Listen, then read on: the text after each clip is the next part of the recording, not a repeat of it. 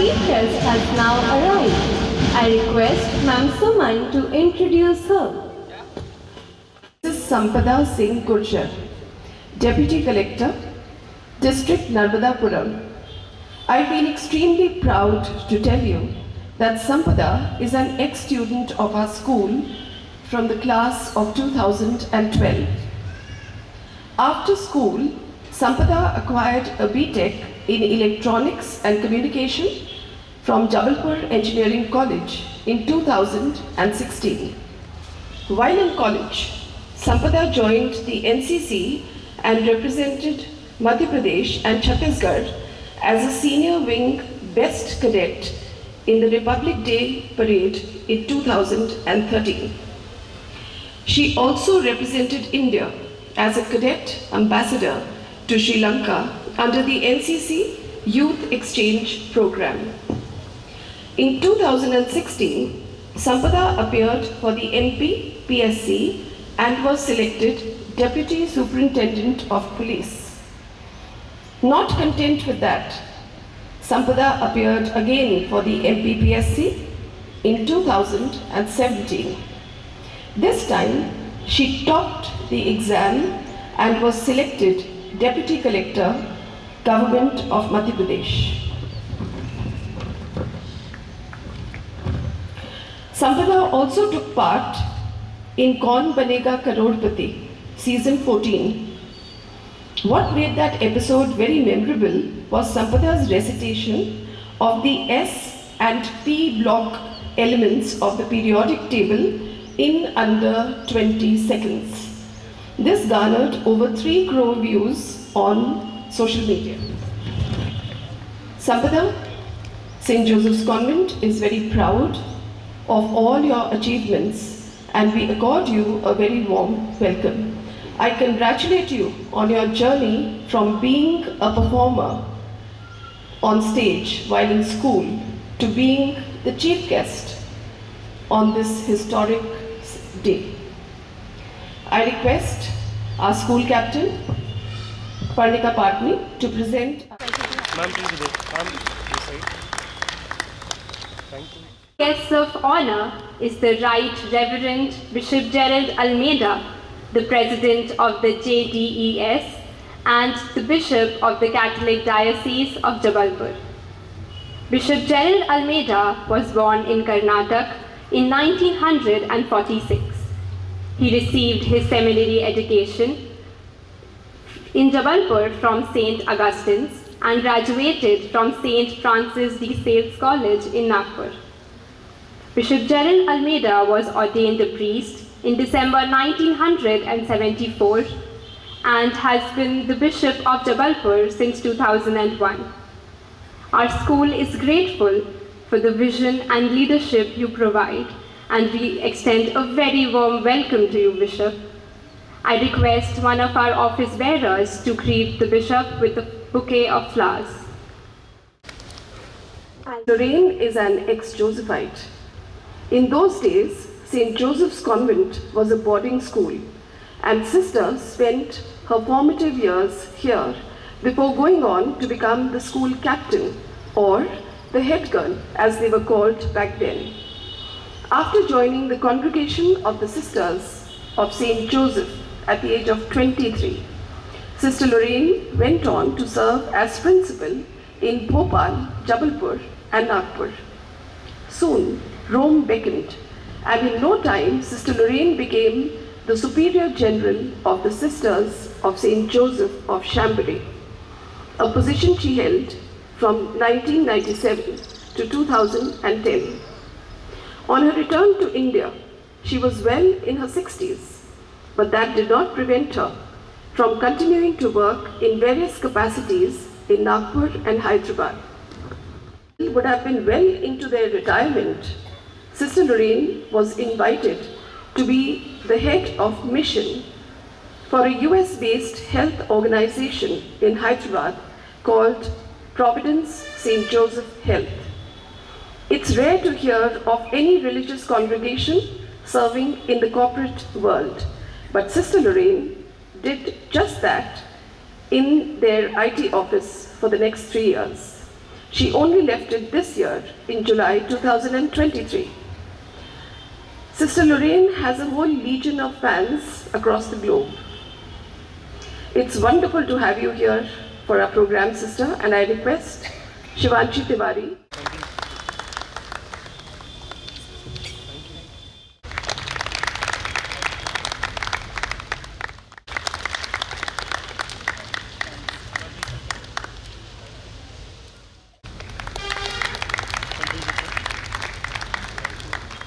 We welcome all our distinguished guests and parents. We hope you spend a lovely evening with us. Let us invoke the blessings of the Almighty upon us all with the traditional lighting of the lamp. I invite our chief guest, Mrs. Sampada Singh Gurjar, our guest of honor, the Right Reverend Bishop Gerald Almeida, our former principal, Sister Junita, special guests, Sister Alina and Sister Philomena, and our school principal, Sister Navya, to please step forward and light the lamp. During the lighting of the lamp, the school choir will sing the song,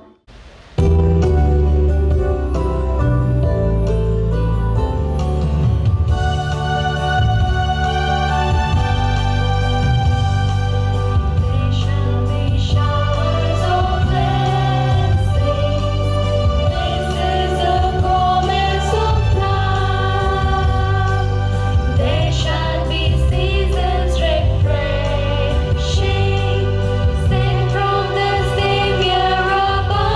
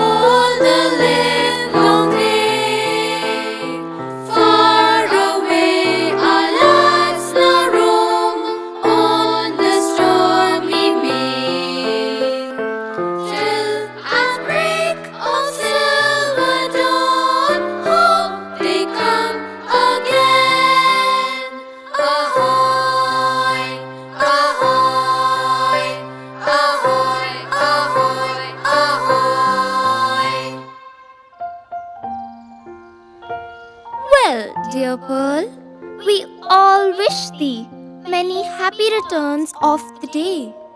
Thank you so much, kind friends.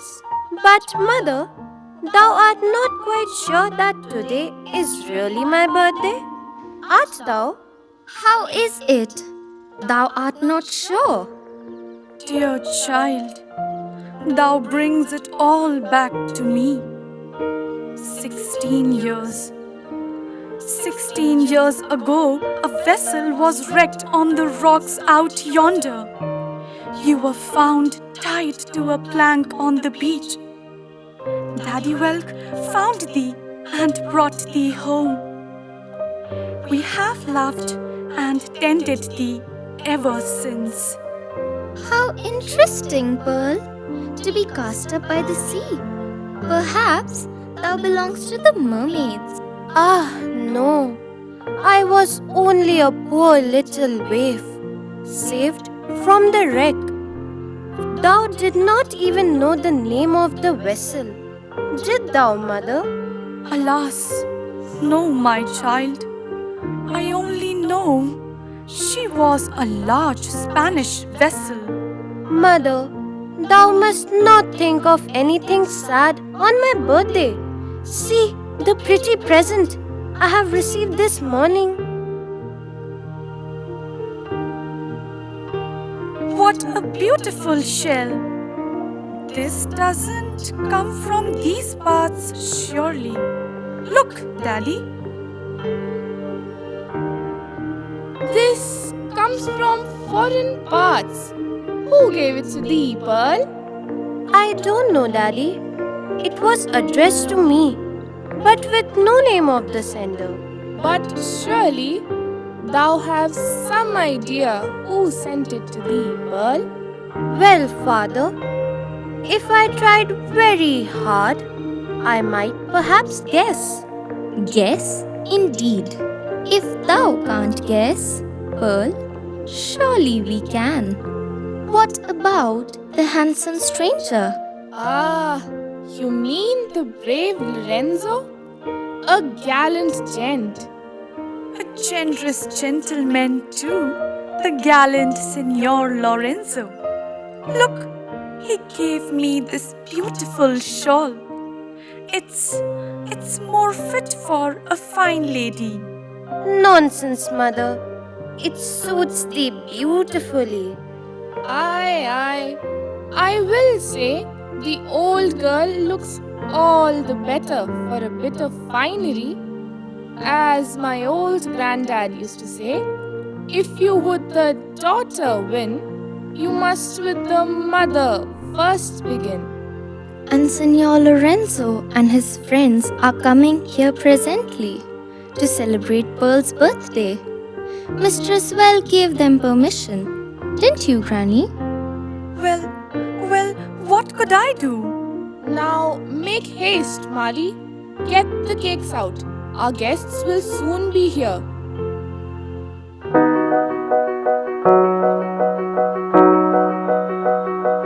The murmur of the ocean in the pink seashell is whispering a message that we near can tell. 'Tis not for ear of mortal. We stand outside the portal. The world can feel the magic of its wondrous spell. Can you hear it? Yes, we hear it, but we cannot understand. 'Tis a message full of mystery from an unknown land. The land where dwell the mermaids with their caverns glittering bright. The world beneath the ocean full of wonder and delight. Seashell, seashell, whisper thy secret to me. Seashell, seashell, what is thy quaint mystery? Breathe in mine ear, no one shall hear. Closely thy secret I'll keep. Pretty seashell, I'll never tell. Sing me the song of the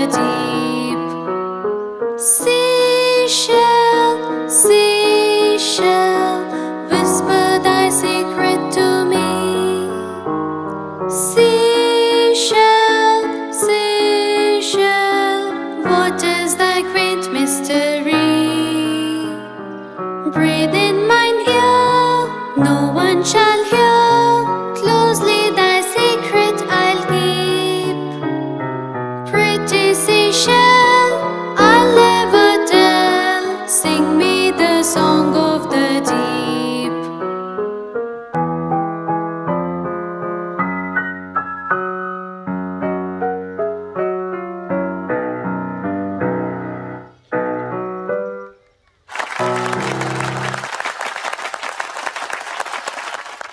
Bravo, fair maiden! A charming song and a charming singer. But what is it thou has in thy hand? Ah, sir, see the pretty shell. Some kind friend has sent me. How I wish I knew the sender, that I might thank him. Oh, Pearl, thank him? Indeed. How dost thou know it was a him who sent it? It may have been a her. I am quite sure it was a he who sent it, and that the sender is more than thanked by hearing the sweet song it called forth. Enough of compliments. I reckon this gentleman sent it to this maid, and that's the end of the matter. Now, supposing we ask him and his gallant companions to sing us a song. Certainly. Come, comrades, let us sing of our beloved Spain, and then perchance these fair maidens will join us in a dance.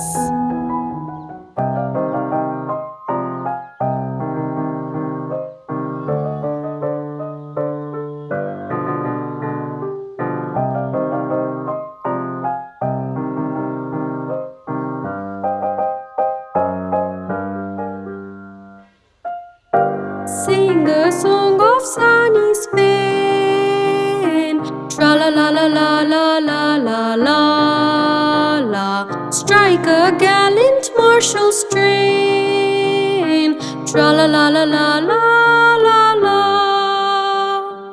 Land of beauty and delight, golden day and silver night. Land of dark eyes sparkling bright. Tra la la la la la la la la. Sing, sing of sunny Spain. Strike, strike a gallant strain. Raise a loud, triumphant cry for sunny Spain. We live and die.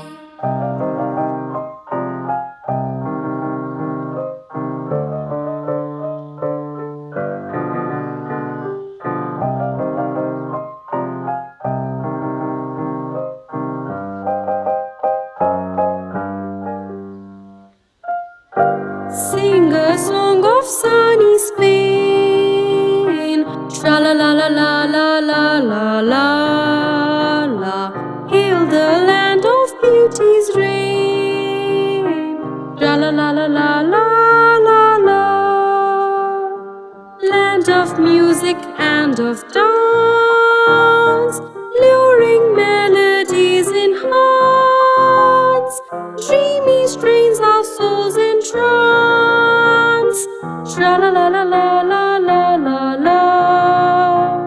Sing, sing of sunny Spain. Strike, strike a gallant strain. Raise a loud, triumphant cry for sunny Spain. We live and die.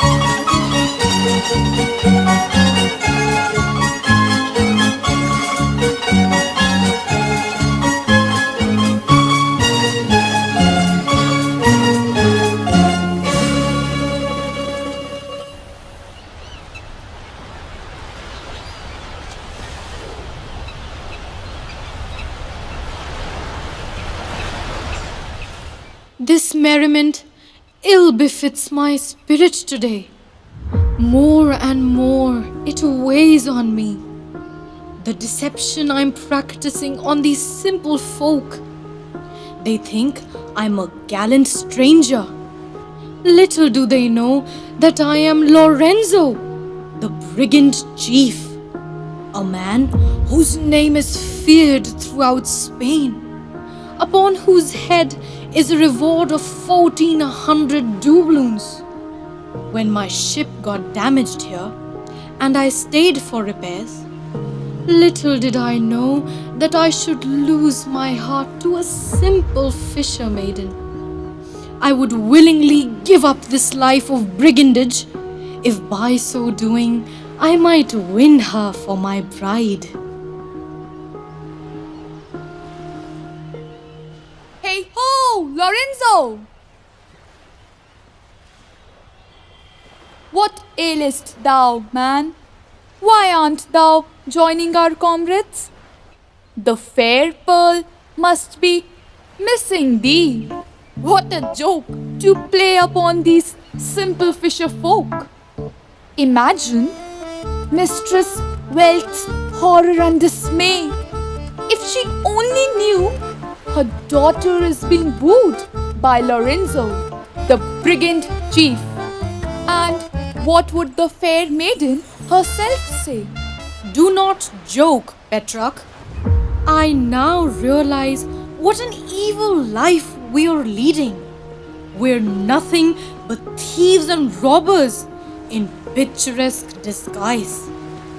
Love for Pearl has opened my eyes and made me see the truth.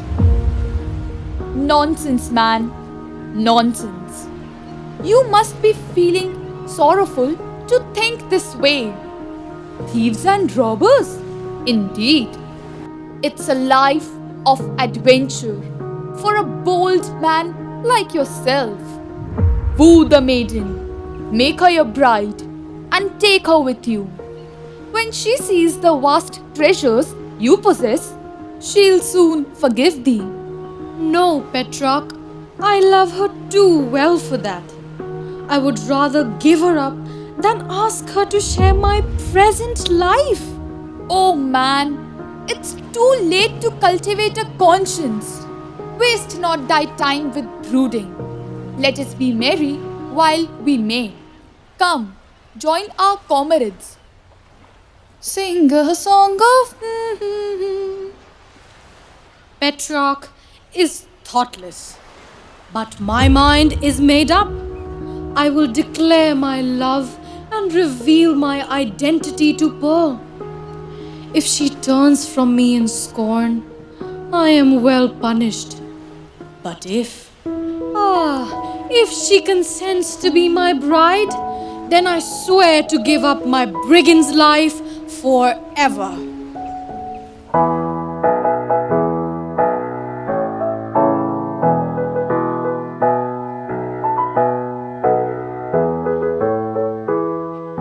Doughty deeds were done of old, all for a maiden fair.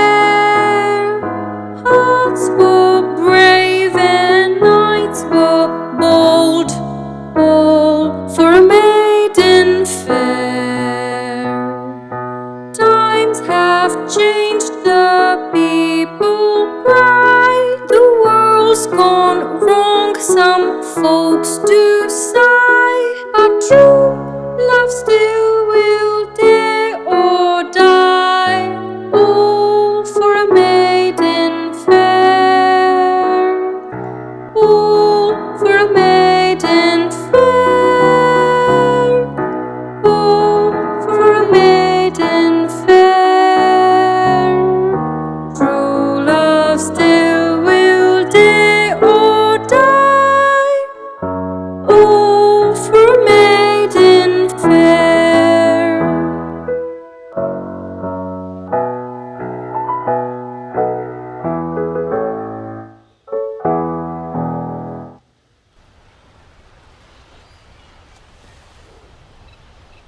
Signor Lorenzo, all alone?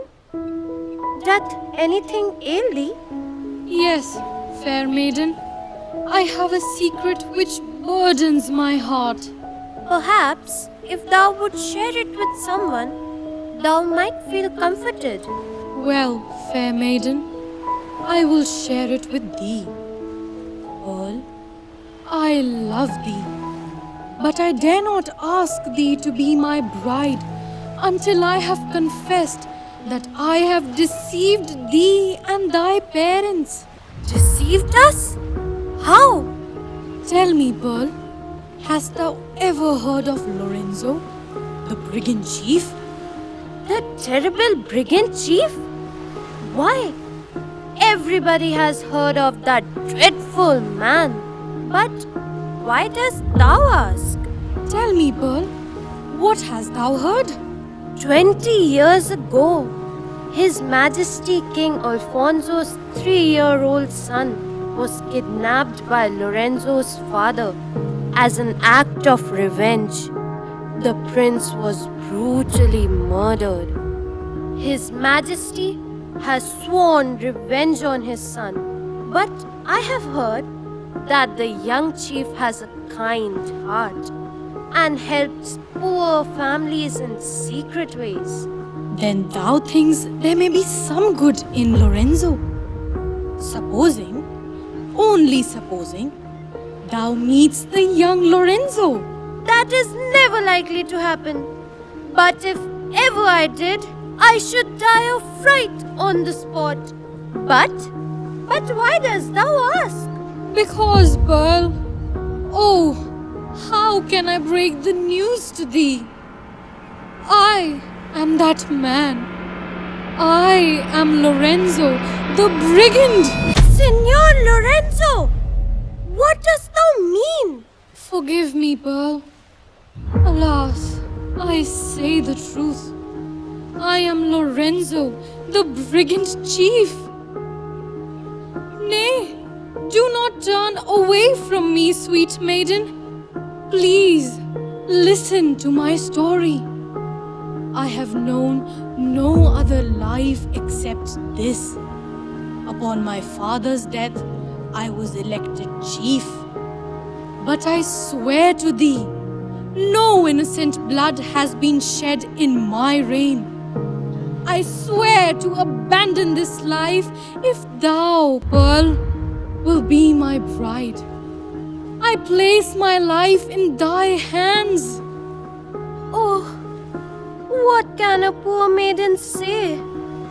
But I fear thy life is in danger, Lorenzo. Alas, what can I do to save you? Stay. A sudden idea occurs to me. 6 months ago, while the royal yacht was cruising around this coast, His Majesty's little grandson fell overboard. I happened to be there at the time. I jumped into the water and rescued the child. His Majesty was very pleased with me and gave me this ring. He promised that if ever I have a favor to ask of him, I could present this ring at the court. I will now claim that promise, Lorenzo, and ask His Majesty's royal pardon for thee and thy companions. A splendid idea. But, fair maiden, would thou indeed do this for me? Yes, indeed. But, Lorenzo, it is necessary that thou depart far from here. Should His Majesty refuse my request, he will send his soldiers to arrest thee. That would mean certain death to me. But stay, dear Pearl. Surely the fates are protecting us. I'm reminded of a mysterious document my father gave me at his deathbed.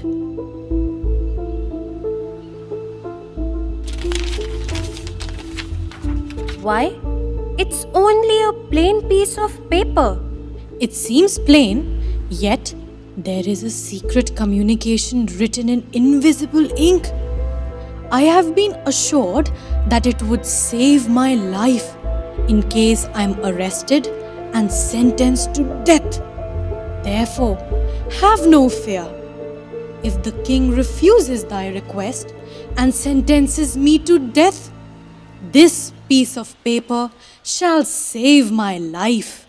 If this is true, then Lorenzo, fates are indeed kind to us.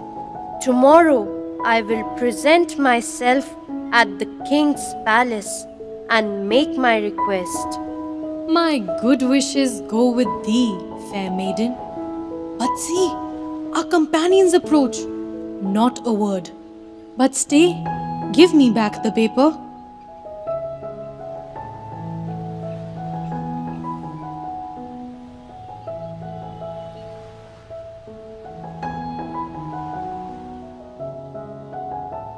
Oh, a piece of paper? Just what I needed. Now, Daddy, we're not going to let you off. It is Pearl's birthday. You've got to give us a song. Nay, nay, my singing days are over. Now, Daddy, you know it's my birthday, so no one is allowed to refuse me anything. What about the song you used to sing me when I was a little girl? I remember. It was called the Sea Serpent's Ball. Oh, we must hear it. Well, well, if you will have your way, I'll do my best.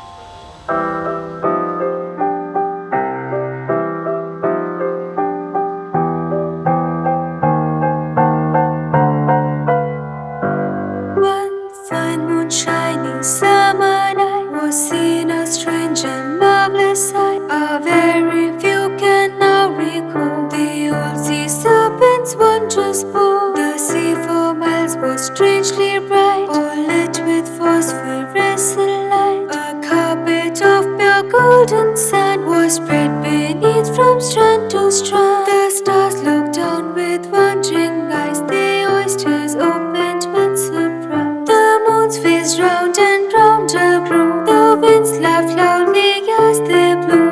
Never before on earth I've had such a ballroom e'er been seen.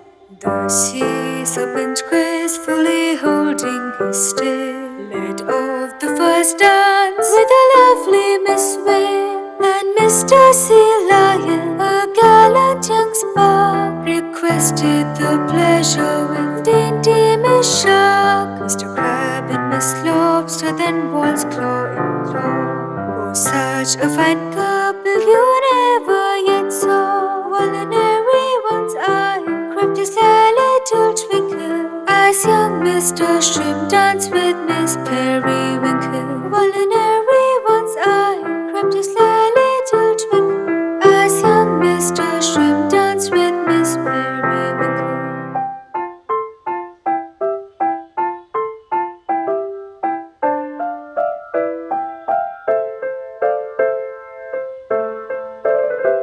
Then as the midnight chimes rang clear, they all began to disappear. Shell carriages gone with them home, drawn by sea horses flecked with foam. And ne'er again on earth I've had such a ballroom e'er been seen. The sea serpent gracefully holding his tail led off the first dance with a lovely Miss Whale. And Mr. Sea Lion, a gallant young spark, requested the pleasure with dainty Miss Shark. Mr. Crab and Miss Lobster then waltzed claw in claw. Oh, such a fine couple you never yet saw. While in everyone's eye crept a sly little twinkle, as young Mr. Shrimp danced with Miss Periwinkle. While in everyone's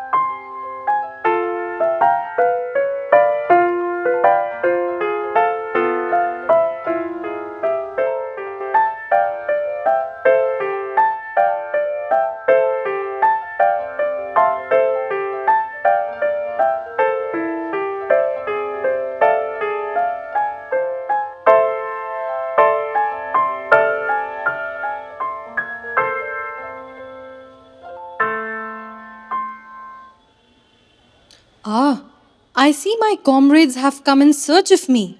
I must trespass no longer on the hospitality of these good folks. Sweet maiden, before we take leave, I wish thee, on behalf of all my companions and all present, many happy returns of the day.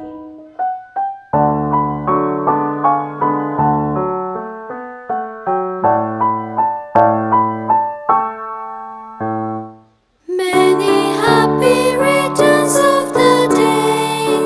Good fortune on thee shine. Sweet flowers blossom on thy path, and happiness be thine. Oh, sing a merry song. Let all be blithe and gay.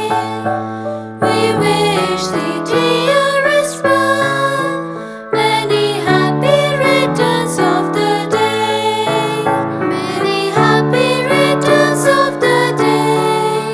Many happy returns of the day.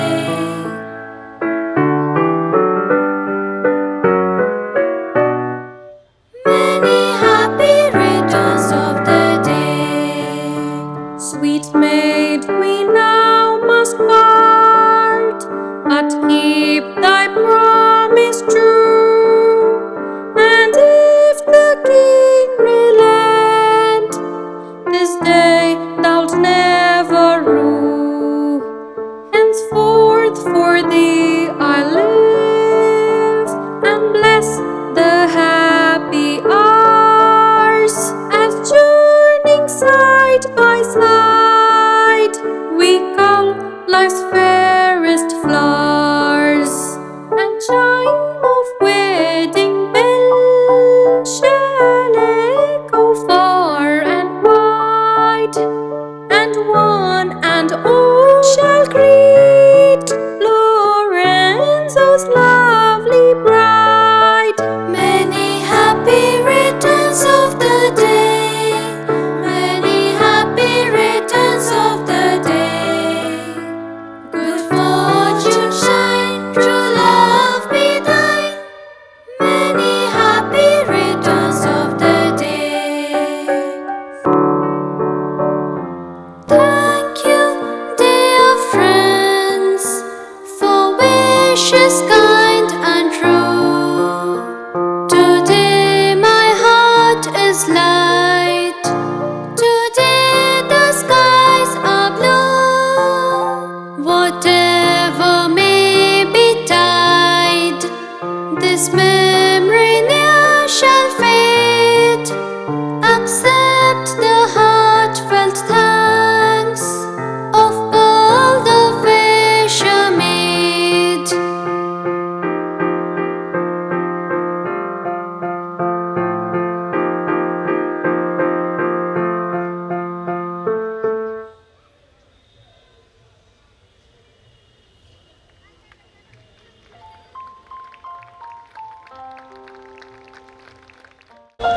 Act 1 of the operetta has just ended. Act 2 will begin in a few minutes. While we are waiting for the curtains to open again, our tiny tots from KG2 are here to give you an important message. Each of us carries within us a light.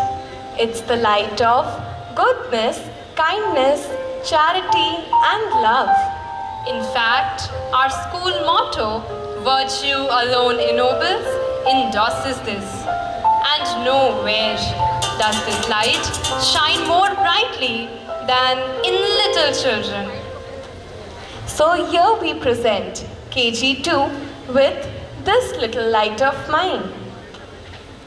Act 1 of the operetta has just ended. Act 2 will begin in a few minutes. While we are waiting for the curtains to open again, our tiny tots from KG2 are here to give you an important message. Each of us carries within us a light. It's the light of goodness, kindness, charity, and love. In fact, our school motto, Virtue alone ennobles, endorses this. And nowhere does this light shine more brightly than in little children. So here we present KG2 with This Little Light of Mine. I'm gonna let it shine. This little light of mine, I'm gonna let it shine. This little light of mine, I'm gonna let it shine. Let it shine, let it shine, let it shine.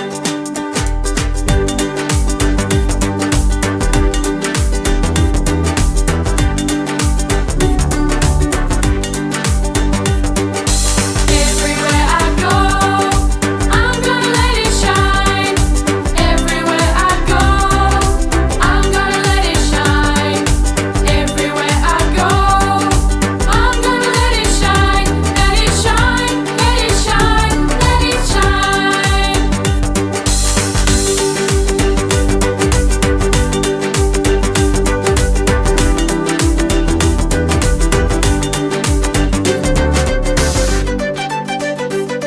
This little light of mine, I'm gonna let it shine.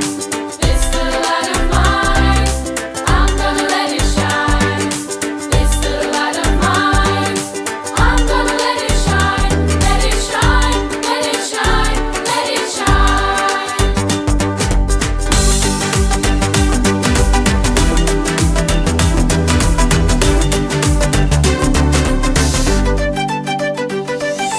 We will sing in peace. We will sing in harmony. We will sing in peace. We will sing in harmony. We will sing in peace. We will sing in harmony. We will sing in peace. We will sing in harmony. This little light of mine, I'm gonna let it shine. This little light of mine, I'm gonna let it shine. This little light of mine, I'm gonna let it shine. Let it shine, let it shine, let it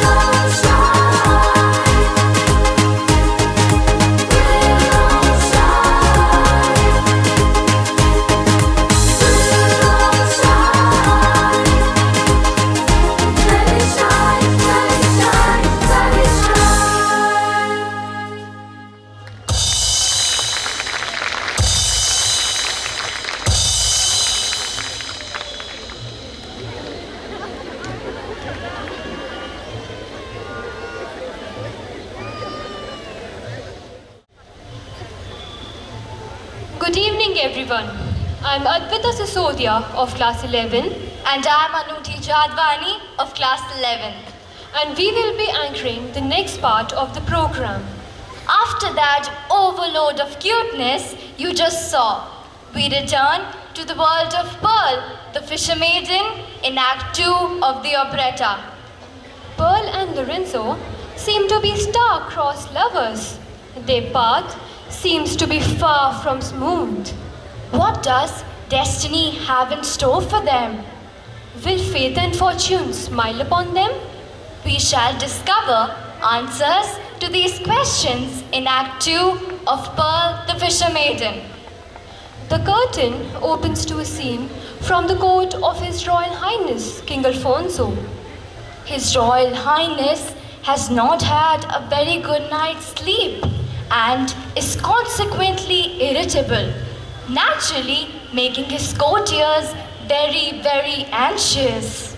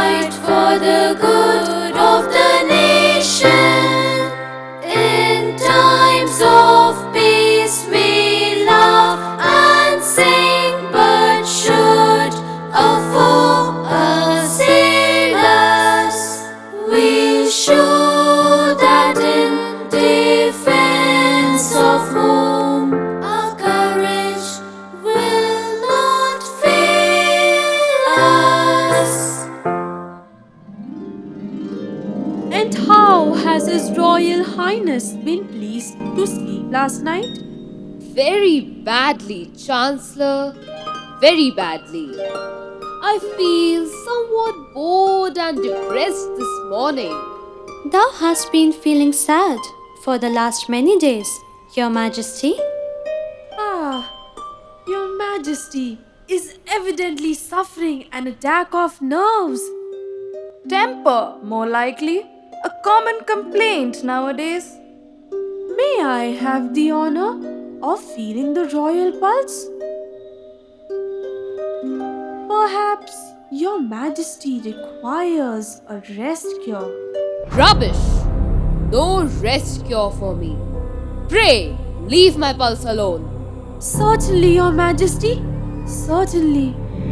I want cheering and amusing. What's the good of being a king if one is allowed to be depressed? Very true, Your Majesty. Then what can we do to entertain Your Majesty? That's your business. How can I tell? What's the advantage of being a king if one has to do one's own thinking? I pay other people to do that. Pardon, Your Majesty. Of course, the royal brains must not be unduly exercised. Rubbish! Everything requires exercise. If I don't exercise my brains, they'll grow dull. No fear of that in case of Your Majesty. Hold your tongue. Don't contradict me. And where are the dancing maidens? We will summon them. They perhaps will be able to enliven your spirits. Who said I wanted my spirits enlivened? Now don't stand staring, man.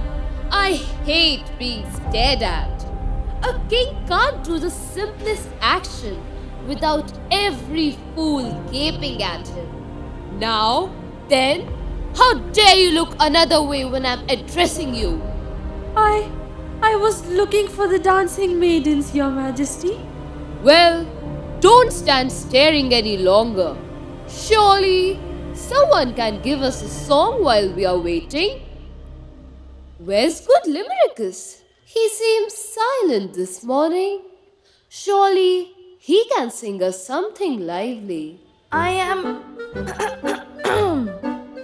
afraid I am somewhat hoarse this morning, Your Majesty. Rubbish! Pray, don't begin to croak. Begin, man, begin.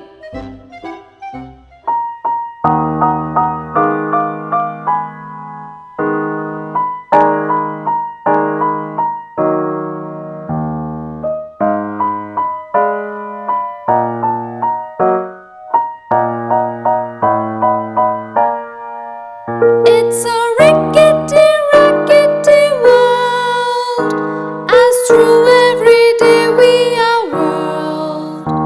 We laugh and we cry, we motor and fly, as quickly through space we are hurled. We've no time to ponder or think, we've no time to eat or to drink. Life's one wild mad rush, and no one says hush till we find ourselves over the brink. It's a brain-racking, ear-splitting age, when shouting and noise are the rage, and no good it serves, we're simply all nerves. No wonder we can't find a sage. For calmness we think an intrusion, and glory in noise and confusion. Our energies waste in panic and haste and impatience and quite a delusion. Can't we be quiet for a second? Although by mad fashions we are beckoned. Oh, can't we sit still unless we are ill, without being lunatic stricken? Oh, silence is golden, just try it. No silver, no wealth cannot buy it. Let's stop all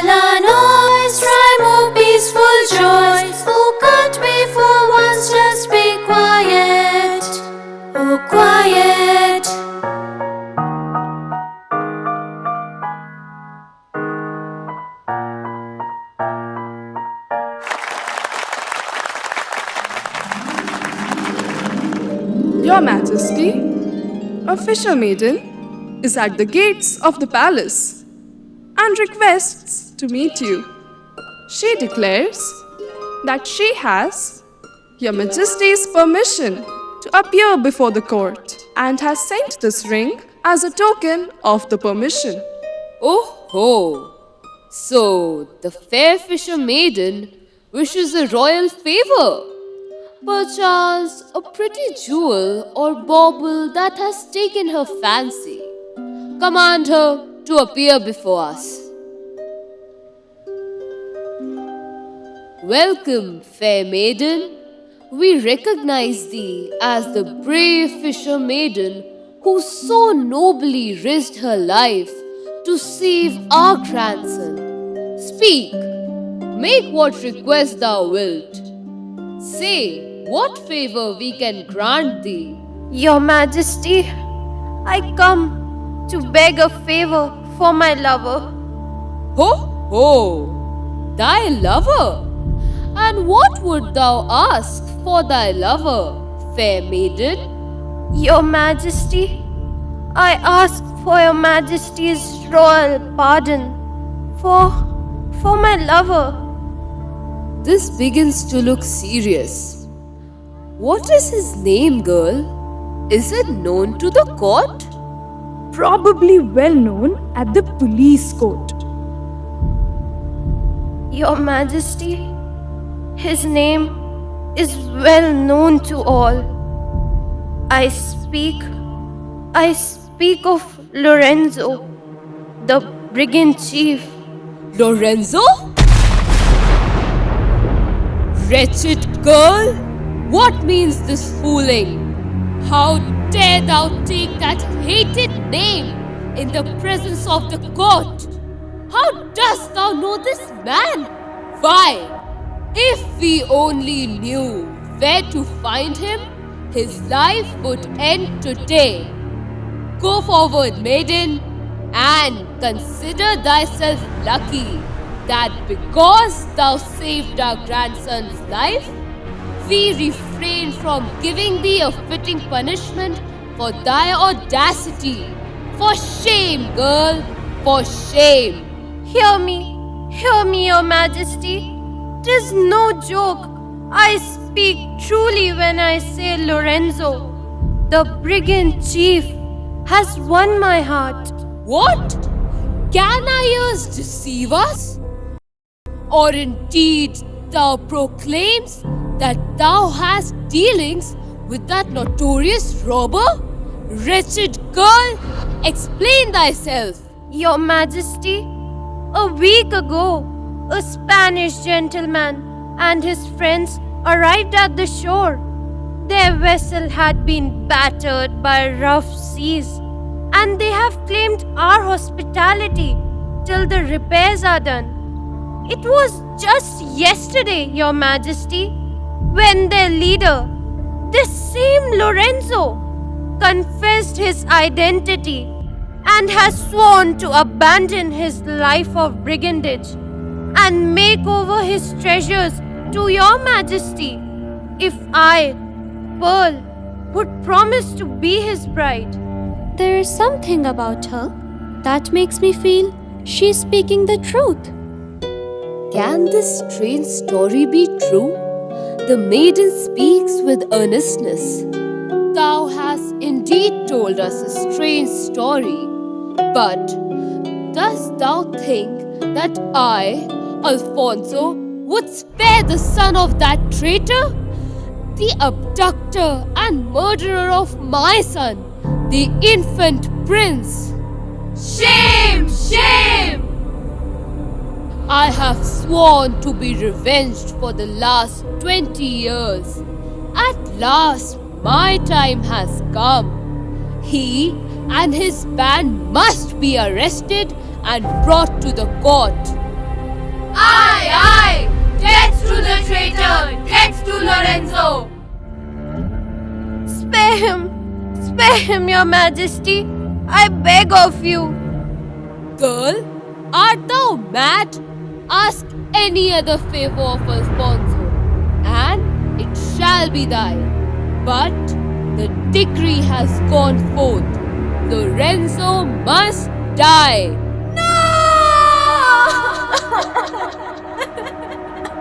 Aye, aye, Lorenzo must die.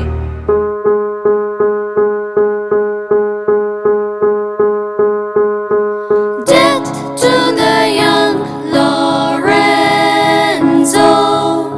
Death to the traitor band. Let him and all his comrades now perish out the land. Long pent up resentment bursts now into flame. Let the young Lorenzo die a death of shame. Years of brooding vengeance nourish hidden fire.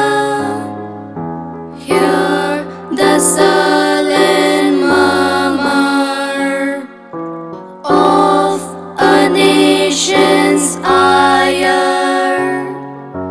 Now a nation's passion rising like a flood, surging all around us, cries for traitors' blood. Death to the young Lorenzo. Death to the traitor band. Let him and all his comrades now perish out the land. Long pent up resentment bursts now into flame. Let the young Lorenzo die a death of shame. Hear a helpless maiden, heed her wild appeal. Spare, oh spare her lover, for her sorrow feel. See, she kneels before you, wrath and danger braves, heart bowed down with anguish, for his pardon craves. Life for her is over. If Lorenzo die, spare, oh spare her lover. Heed a maiden's cry.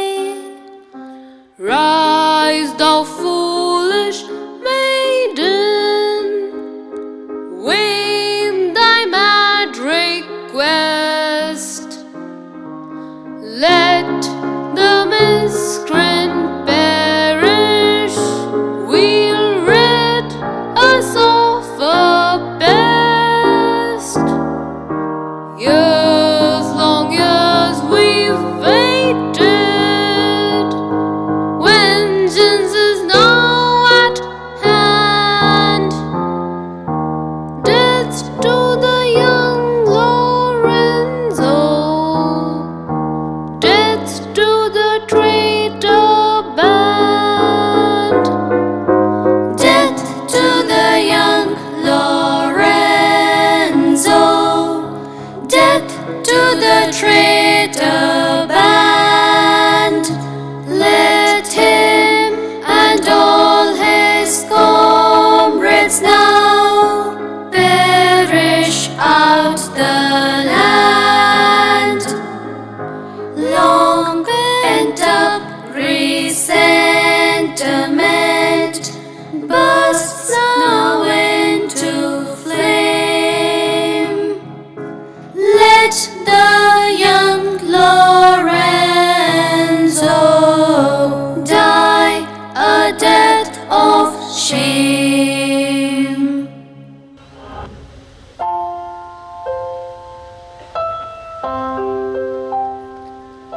We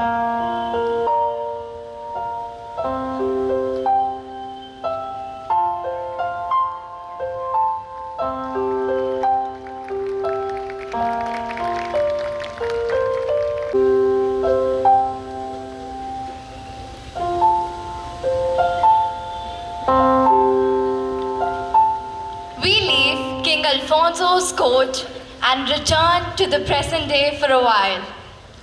While we are waiting for things to be ready for Act 3, we have a budding young violinist, Ananya Trivedi of Class 8, who will entertain you with a musical piece. Good evening, everyone. The song that I'm going to play tonight is a very familiar one. I'm sure many must have heard it before. I present to you My Heart Will Go On from the timeless movie Titanic.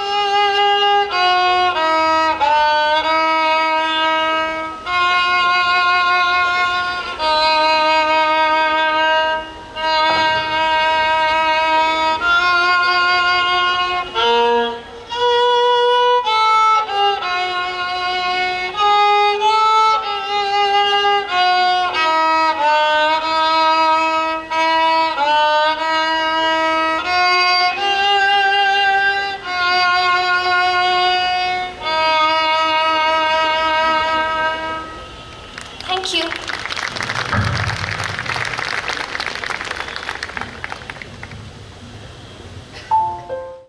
Wow, Ananya is amazingly gifted.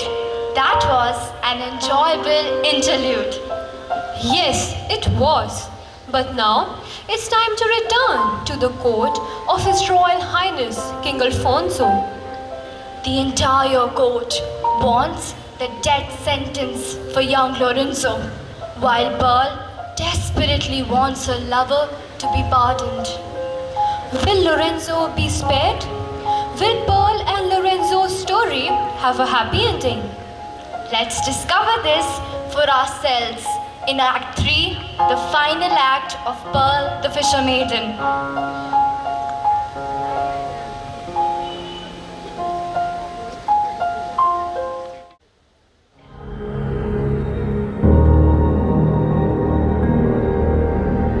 Comrades, let us meet death bravely and show that Lorenzo and his companions are not afraid to pay the penalty of their misdeeds.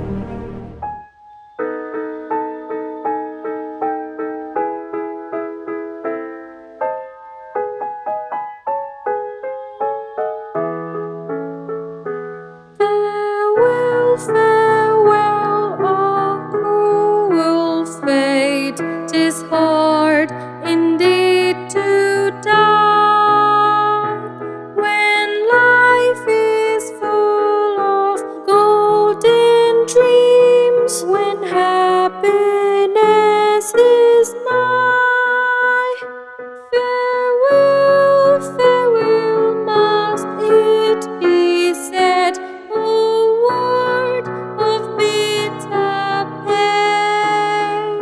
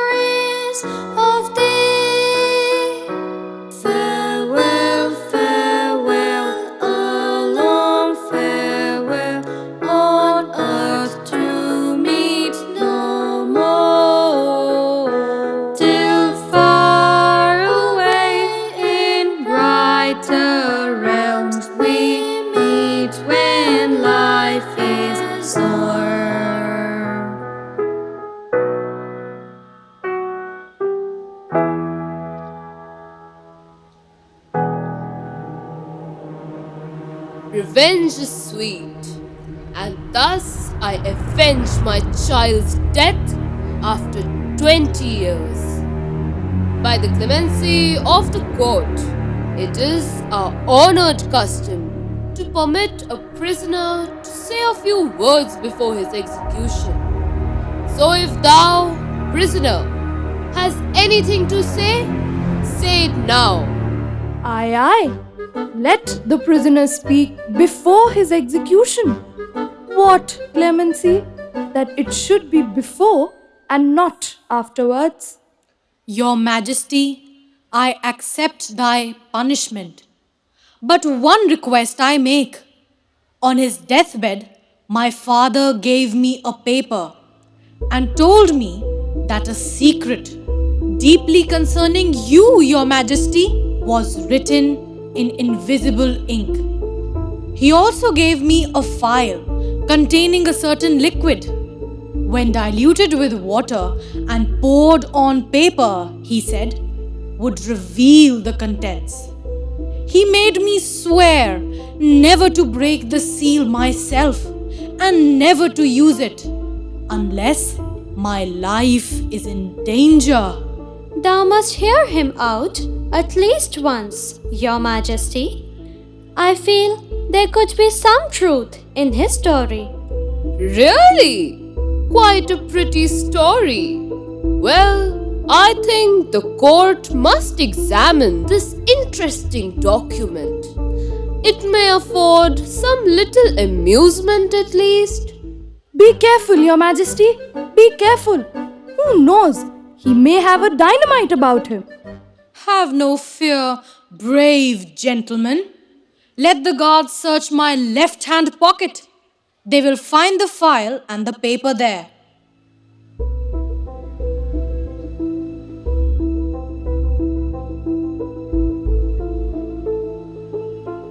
Here is the phial, Your Majesty. Take care, Your Majesty. Take care. It may go off and the court be blown up. Silence, coward. Your Majesty, there is no paper on him. No paper on me? Stay, I forgot. Ah, yes, I remember now. I was showing it to someone when... Aha! So thou were showing that secret document to someone? To whom? To me, Your Majesty. Now that I think, Lorenzo, thou handed me the paper. Surely I cannot have lost it. Stay, I will go to the cottage. Thou shalt stay here, maiden. Let two trusted courtiers go to the cottage and bring this valuable document. If it is to be found, describe the paper, maiden. It is just a sheet of plain white paper. Well, rest here a while, maiden. Guard the girl till the return of the search party. In the meanwhile, let the dancing maidens entertain us with their dance.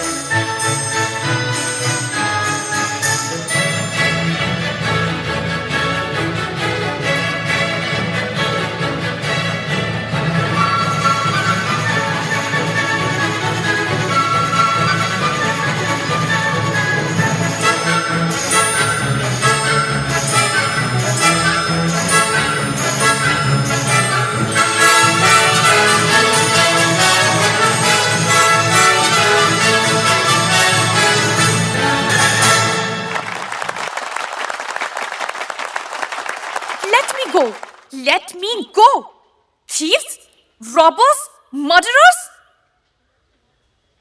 What means this disturbance? Let the woman go. Mother? My child, what is the meaning of this outrage? I have been commanded to appear before the king and not even allowed to take my hair out of curl paper or put on my best Sunday bonnet. It's most unseemly, indeed. Explain why you have brought this good dame here, and in this manner. Certainly, Your Majesty. This is good Mistress Welk. We went to her cottage and saw that her hair was confined in curled papers. It looked like the document we were searching for. And so, we have brought her hither. Give the good dame a chair, and then let us discover the mystery of the paper.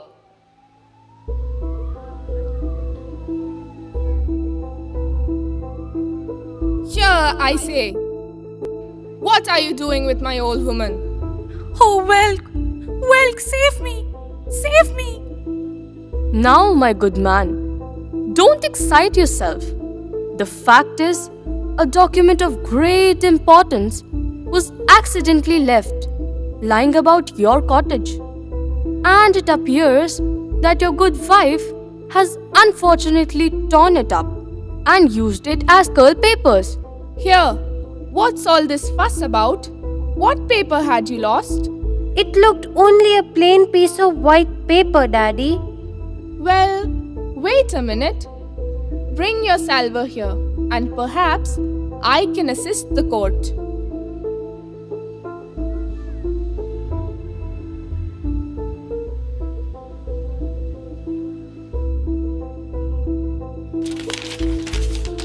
Here we are.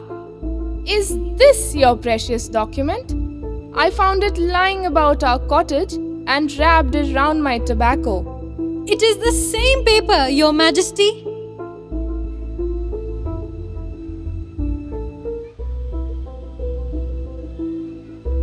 At last, bring a basin of water.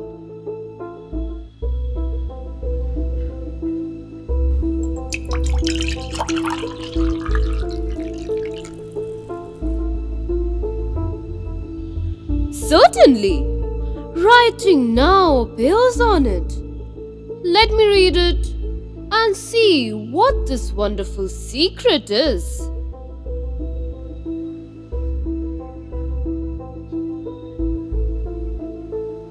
Read this aloud. I cannot believe my eyes. Surely they have deceived me. Young man, do you swear that you do not know what this document contains? I swear it, Your Majesty. Read, and relieve my anxiety. The dying confession of Bassanio, the brigand chief.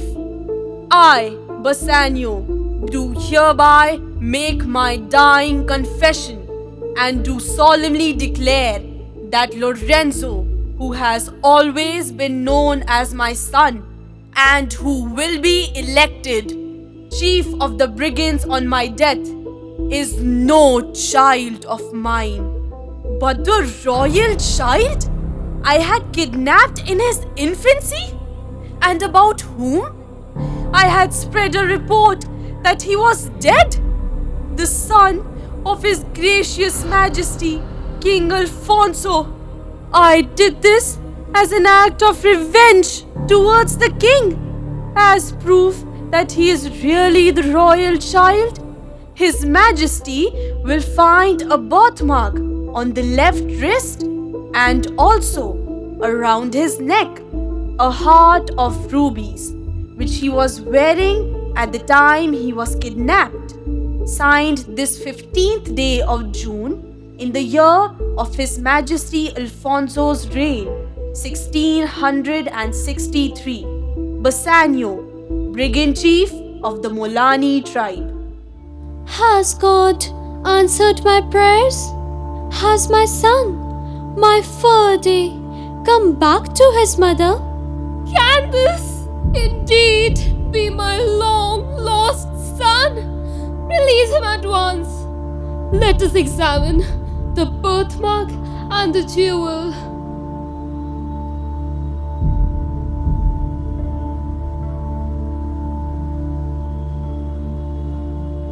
It is indeed he, my long lost son, my Ferdy.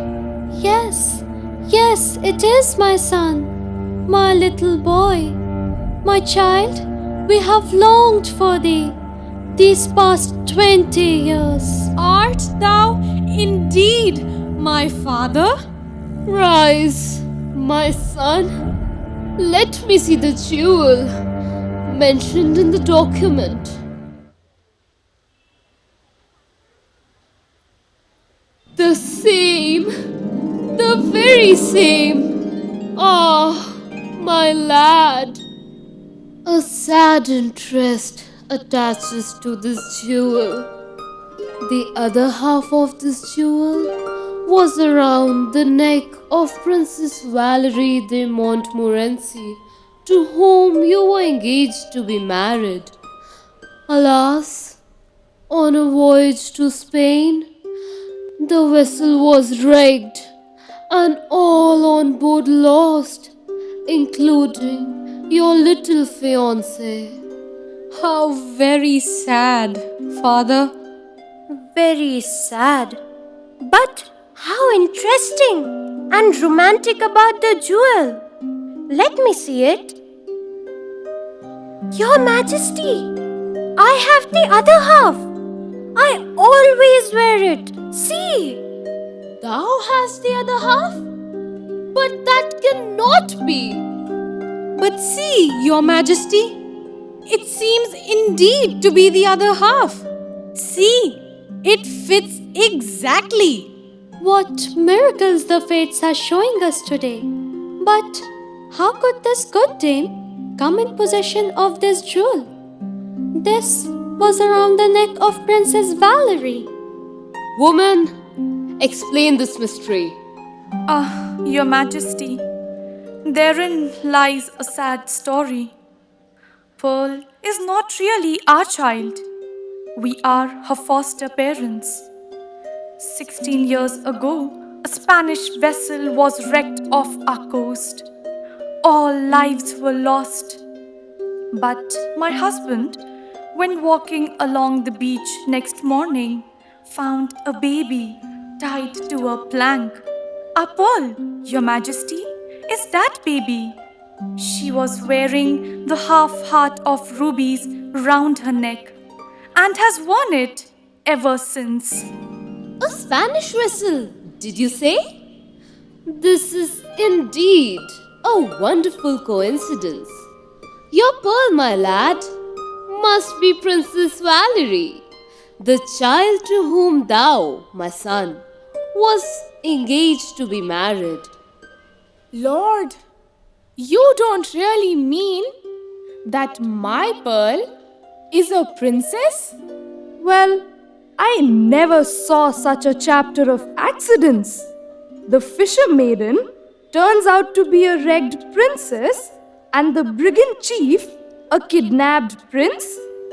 In fact, nobody's really himself and everybody is really somebody else. How interesting. Why, oh, why didn't somebody kidnap me? Why am I not a prince? Anna Maria, what did they say our little Pearl's name was? The Princess Valerie de Montmorency. I reckon that now our little maid's going to cast off her fisher maiden's garb for silk and satin, and soon she'll forget how to dance the hornpipe. And that's a pity, Your Majesty, for I reckon no fisher girl for miles around can beat our little girl at the hornpipe. Really? This is interesting. Then supposing the maiden may dance at her pleasure, We'll all now join in a final song in honor of the betrothal of our newly found prince and princess. Aye, aye! Long live the prince and princess! Hurrah! Hurrah!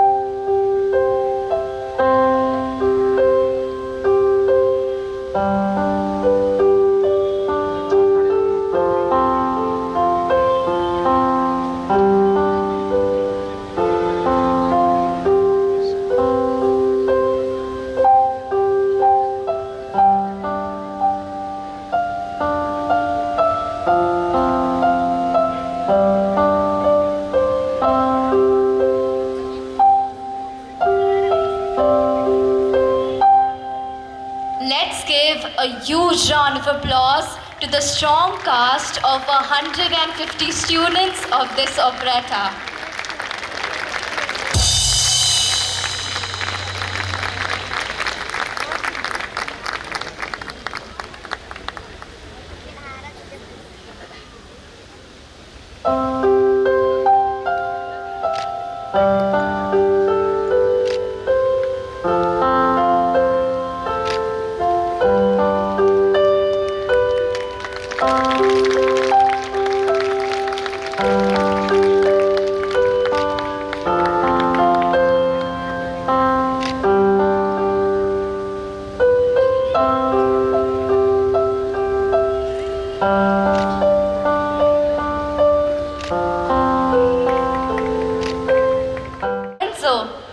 I love happy endings too.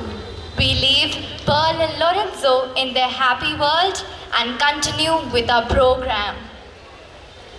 May I now request Sister Lorraine to please address the gathering. As a guest of honor tonight, I feel really excited, honored, delighted, and nostalgic to address this high-profiled audience at this historical moment of the 150 treasured and cherished years of the existence of St. Joseph's, Jabalpur. It was in the year 1958, when I was just 15, as head girl of St. Joseph's, I proudly held the school banner and led the school at the annual athletic meet on this ground, just opposite the school. That was a moment of pride, gaining tremendous confidence in God, in my family, in the staff, and above all, in myself. After that, I have never looked back.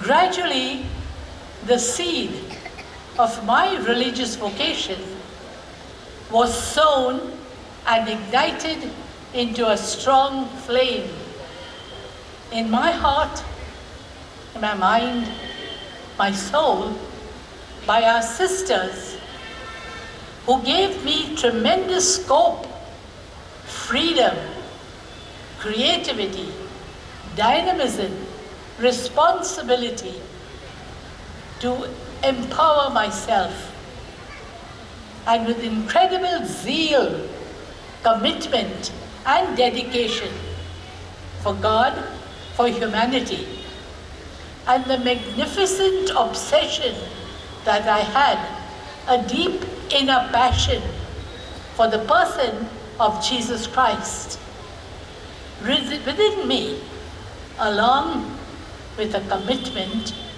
for humanity through service for the poor. The leadership qualities which I imbibed here in this very school, in this boarding, I was a boarder here, filled me with hope, with courage, with confidence, which I carried with me right through. And from the classroom, as a student, then as a teacher, as a principal, and later into global leadership as a superior general of the Sisters of St. Joseph of Chambéry.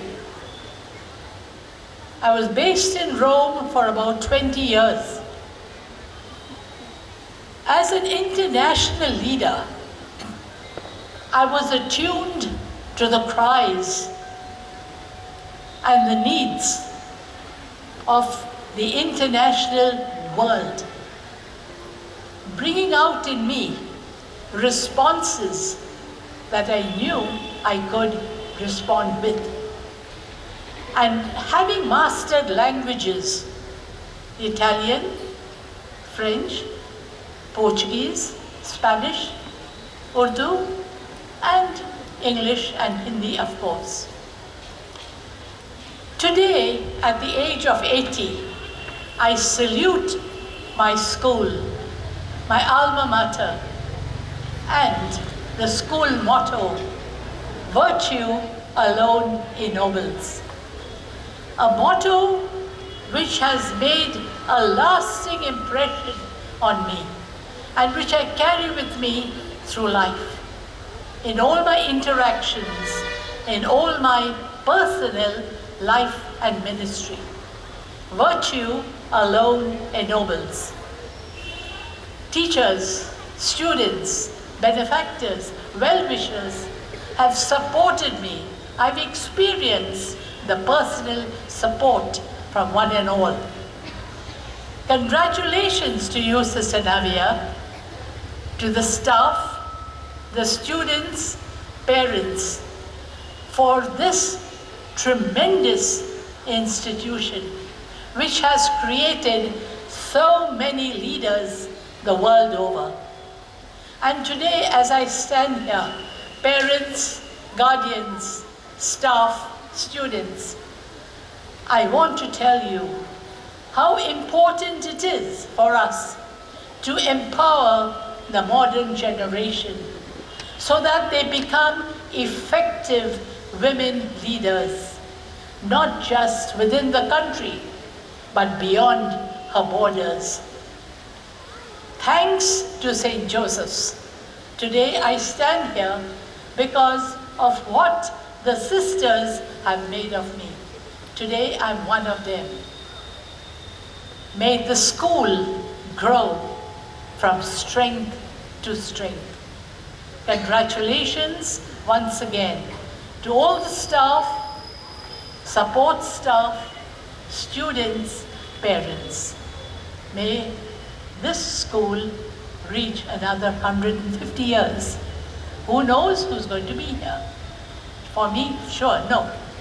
Thank you, and may God bless all of us. Thank you very much. Thank you, sister, for your inspiring message.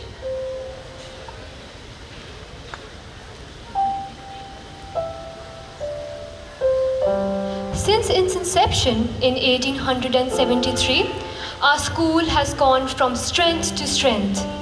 Yes, and that was possible through the hard work and dedication of our principals, staff, and students. The principals in particular have played the role of a captain of a ship deftly steering through waters calm and sometimes troubled. We pay homage to all 23 principals who have held the reins of the school in their hands.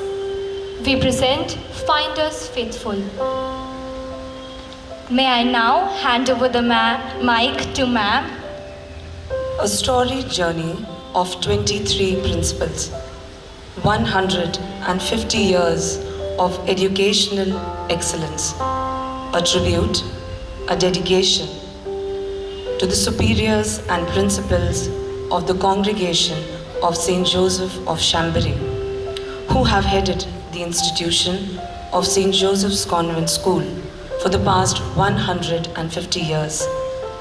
In the heart of the hallowed precincts of our institution, where the corridors echo with the laughter of countless students and the walls stand as silent witnesses to the passage of time. We celebrate 23 exceptional individuals, each a steward of the school's destiny, leaving their indelible mark in the portals of the institution.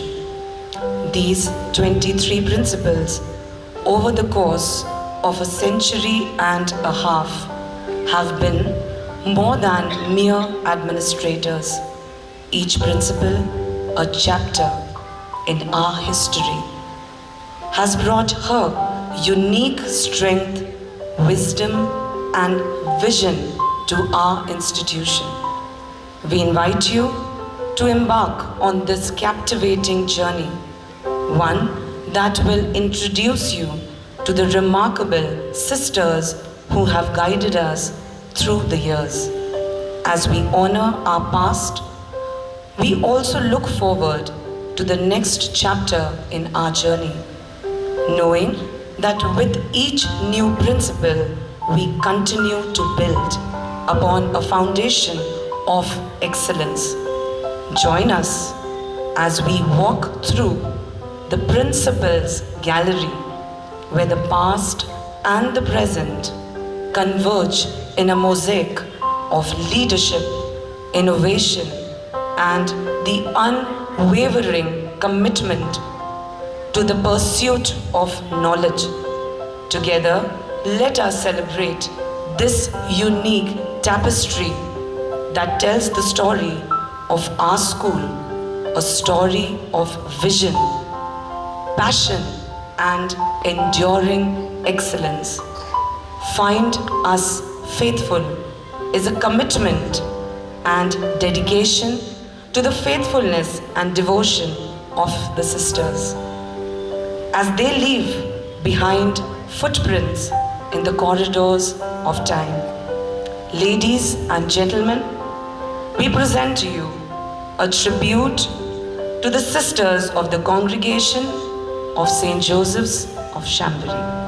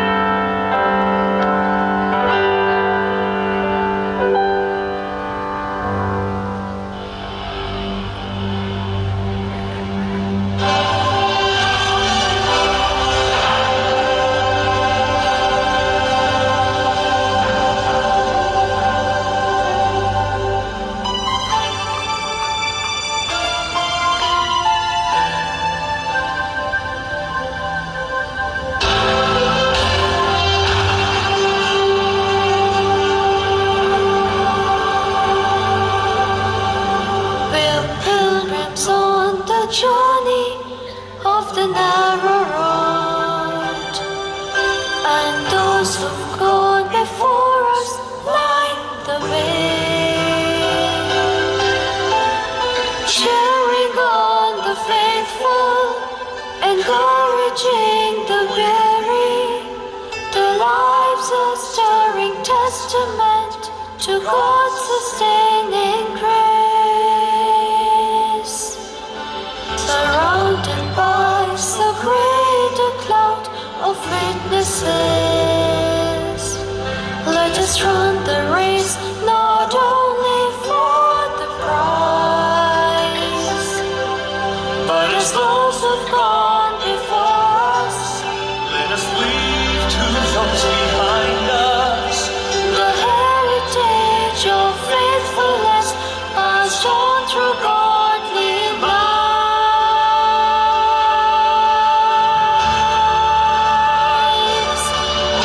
May all who come behind us find us faithful. May the fire of the ocean light their way. May the footprints that we leave lead them to believe, and the lives we live inspire them to obey. Oh, may all who come behind us find us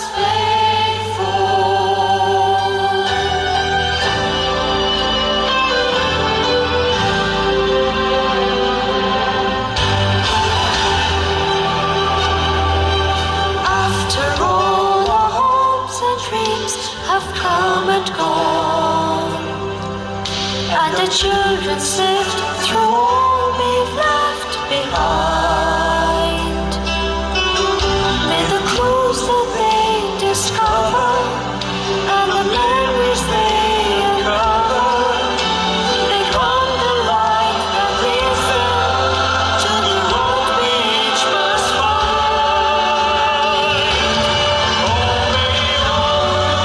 Behind us, find us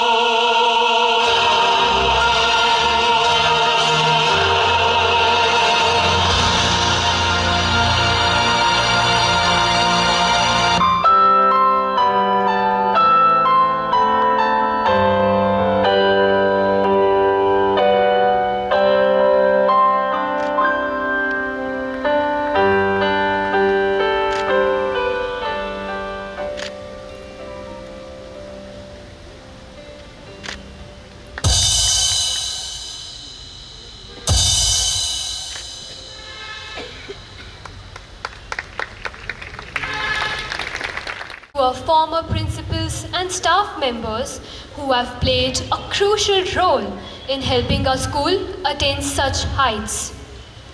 I now request our chief guest, Mrs. Sampada Singh Gurjar, to please address the gathering. If you remember, when I welcomed Sampada, I had given you a reference of a video clip from Kaun Banega Crorepati. I would like you to just see that. It's about a minute long, and then she can start her speech.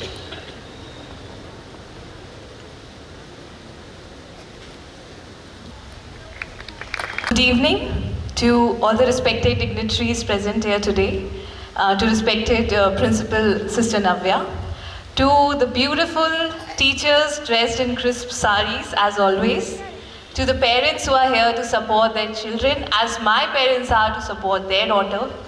I would like to start my speech by thanking my gurus, my teachers with a little shlok in Sanskrit. Agyan timirandhasya jnananjan shalakya chakshurun militam yen tasmai shri guruve namaha.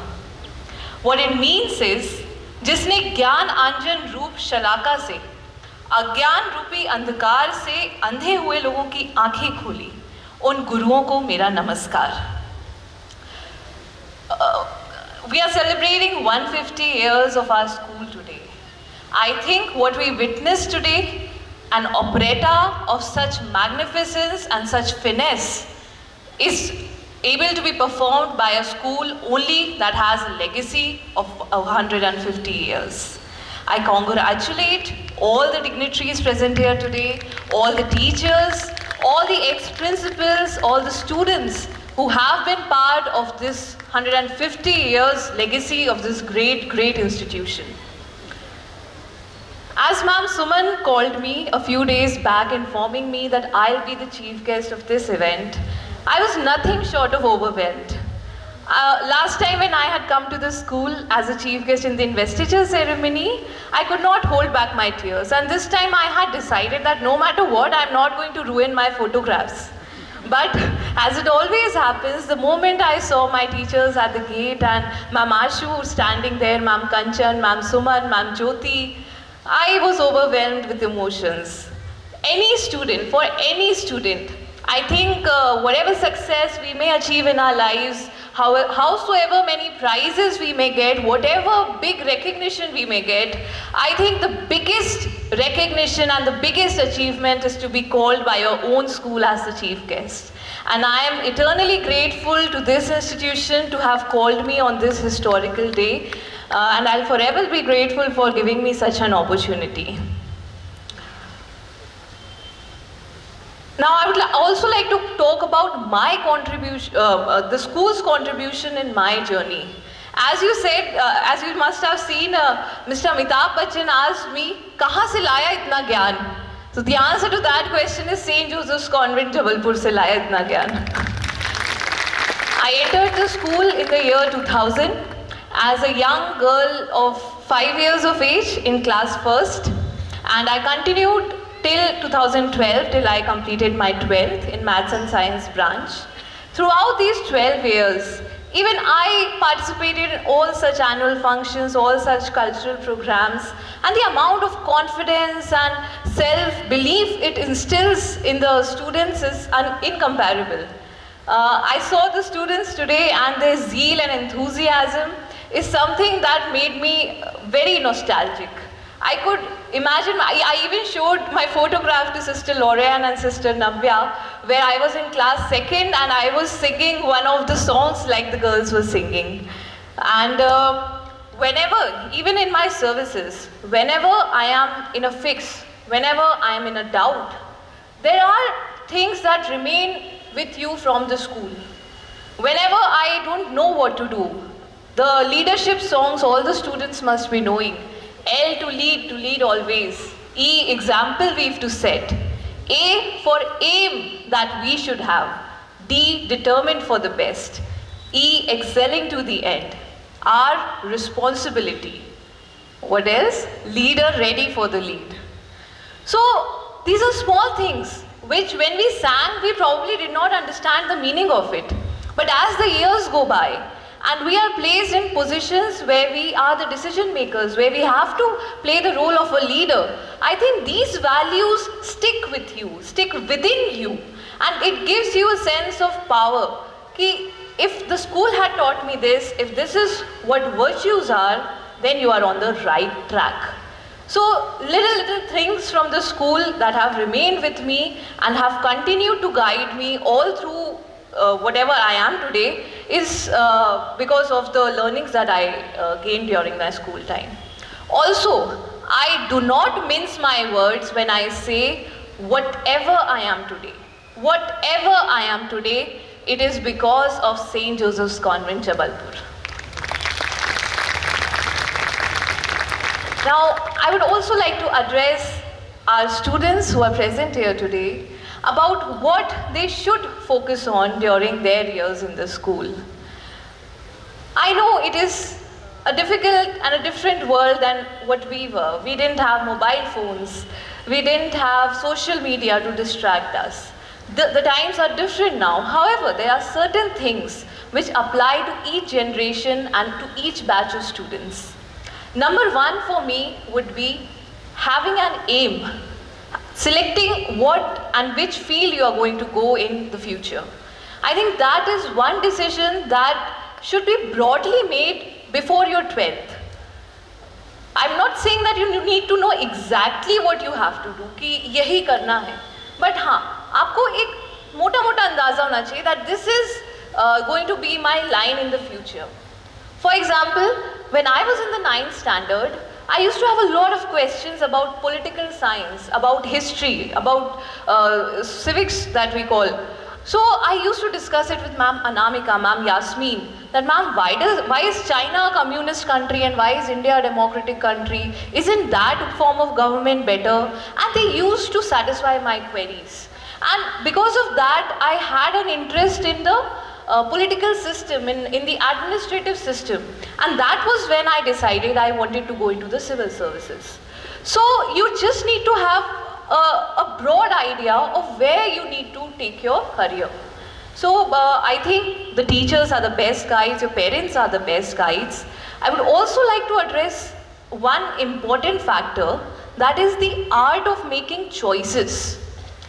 Throughout our childhood till the time we are old, we are faced with n number of situations where we have to make choices. I am sure most of us over here are aware of the famous poem by Robert Frost, The Road Not Taken, wherein he weighs two different options. One that has been treaded regularly by regular ongoers, that does not have leaves strewn all over, that is all trodden over, and the other path where nobody has ever treaded. So he does not know which path may lead to where, but he makes a choice and he sticks by that choice. In our lives too, we are faced with multiple choices. When you are in 10th, you'll be faced with the choice which subject to choose. After 12th, you will be faced with a choice which college to go to, which degree to pursue. After your graduation, you will be faced with a choice which examination to appear for, which career to pursue further. These are professional choices. Apart from that, there will also be personal choices. So what is required here is that you know how to make the choice. There are several ways wherein a choice can be made. One is to weigh the pros and cons, like Robert Frost did. Of course, that is the most scientific way, and that is the way most of us make our choices. The second way is to trust your gut. There is one research that says that if you feel it in your gut, if your gut tells it that something is inherently wrong or right, you have to give certain weightage to that gut feeling as well. So another way of making choices is based on your gut. And when both of these fail, you have to leave some things to God, to a supreme power, in whichever God you believe in whichever religion you may belong to. But you need to believe that there is a supreme power that's guiding us. There's a small anecdote that says, a man once climbed up a hill to talk to God. He found God there and asked him, God, what is 1,000,000 years to you? And God answered, a minute. Then he asked, God, what is $1,000,000 to you? And God said, just a penny. So the man asked, God, can you give me a penny? God answered, you'll have to wait a minute. So sometimes what we think God is not providing for us, God is not doing for us, that may be guiding us in a direction that God sees fit for us. There's also a line by Dr. Harivansh Rai Bachchan that says, मन का हो तो अच्छा, मन का ना हो तो और अच्छा. It means if you're not getting what you really desire and what you're really passionate about, it may be the universe's sign of giving you something more than what you were originally expecting. So I would say everybody tells you to follow your dreams, to chase success, to never give up. But we also need to learn as young girls, as young students, how to accept, I would not say failure, how to accept when you do not get exactly what you wanted. That itself is something that will pave you, that will carve your path for success, although not in that direction that you were thinking, but in a different direction. People usually calculate success because of someone's professional success. But for me, the definition of success is if you are happy. At the end of the day, if you can sleep, if you can have a sound sleep, if you can have a smile on your face, no matter how much professional successful you are happy. And that, I would say, is something that all of us should chase for. Also, I would like to tell all the young girls present over here and their parents, do not limit your dreams. This is the time when you can dream of whatever you want to become, of whatever you can think of. Do not limit yourself. Do not say that my friend is pursuing this from this particular college, so I should also do this. Do not limit yourself to a particular place or a particular degree or a particular thing. The sky should be the limit. There's a Japanese fish by the name of koi, K-O-I, koi. It has the power to go against the flow of the water, but also its speciality is, if you put it in a small beaker, it will remain the size of a beaker. If you put it in a large aquarium, it will occupy the whole size of the aquarium. But if you put it in the sea, it will grow as large as a ship. So you need to be the koi fish. You need to extract the best out of your circumstances. No matter where you are put, you need to spread your wings and make your size the biggest that you can make. So this is my message to all the young girls present here today. And if ever you have difficulty making choices, always remember what our school motto says: virtue alone ennobles. With this, I would like to end my speech also quoting one beautiful poem by Rudyard Kipling, that is a message from a father to his son. If you can think and not make thoughts your aim, if you can dream and not make dreams your master, if you can walk with crowds and keep your head, or walk with kings, not lose the common touch. If you can fill the unforgiving minute with 60 seconds worth of distance run, yours is the earth and everything that's in it. Yours is the earth and everything that's in it, and which is more, you will be a man, my son. You will be a man, my son. Again, a great thank you to the institution for inviting me over, and I would forever be indebted to St. Joseph's for making me who I am. Thank you very much again, and good wishes to everybody.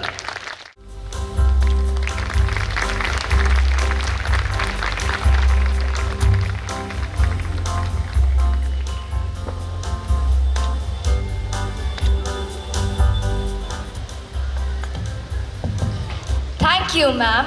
Your speech was all the more inspiring because you are an ex-Josephite.